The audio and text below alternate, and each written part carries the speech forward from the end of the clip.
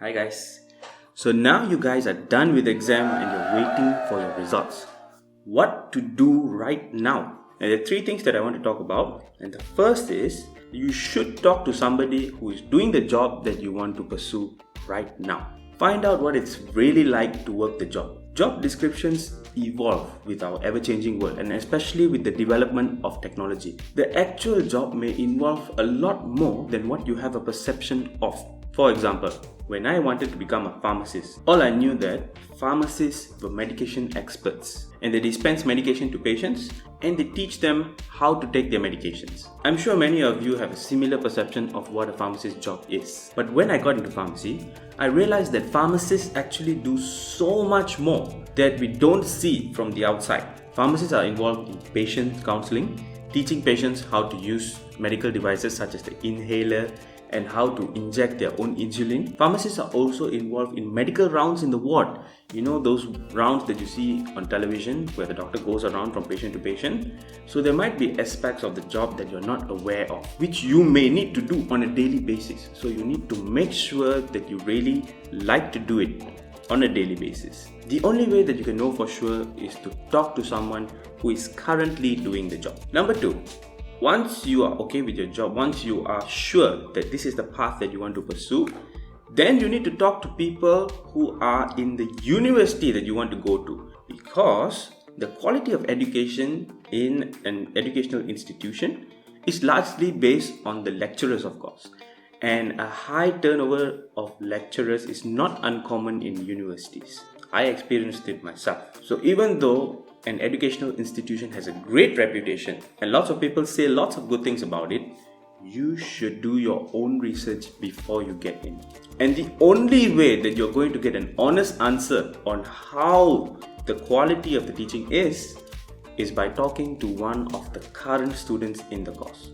If you know of someone, that would be great. You should really talk to them and find out how the teaching quality is and how the whole educational experience is in that educational institution. Besides the quality of education, sometimes the job itself is very different from what we study in the course. This is because the job that we choose after getting the qualification is a specific application of a small part of all that we needed to learn in order to pass the course.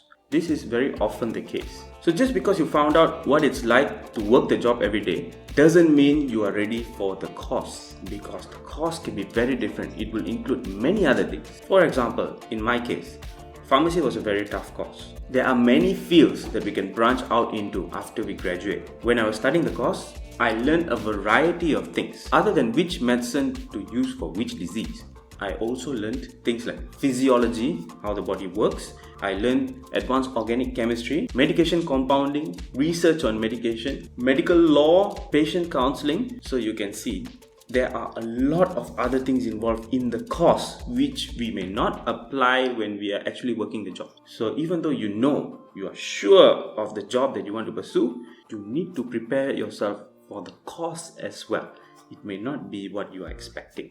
However, you still need to get through it in order to pursue that job of your dreams. If you don't know of anyone who is currently doing the course, then at least you can go and find the course outline. It will show you which subjects you need to take for all the years of your studying. Number 3, and this is a very important thing, that is to build up your skills. This is a very rare opportunity, a once-in-a-lifetime opportunity. I know many of you are itching to go out and make your own money, but that is not the most important thing in the world right now. You have your entire life ahead to make money. So while you go out to earn money, don't neglect building up your skills.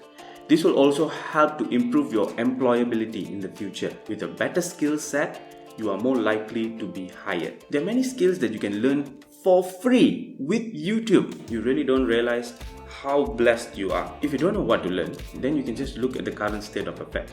We are right now in the digital era. So some very useful skills would be skills that cater to digital marketing. This can be applied across almost any job. So what are some of the basic skills that you can use for basic digital marketing on your own? That would be some basic image editing, some basic video editing, And you could also learn some coding besides these skills. One other very important skill is language. You could even learn to pick up a new language. That is always an advantage. Besides learning skills just to boost your employability, you can also do something that you enjoy, that you've been meaning to do all this while, but you've been too busy because you're studying, such as picking up a new musical instrument. All these skills require time and commitment to build. So this is the period in your life where you have such a time where you can commit to learning these skills and building up yourself. Once you start working, your focus will all be on work. And once you start a family, your focus will all be on your family. So this is a very rare opportunity. Don't waste it, guys. If this video has been valuable to you, please don't forget to hit the thumbs up, guys. Thank you very much for doing that. I really appreciate it. See you guys in the next one.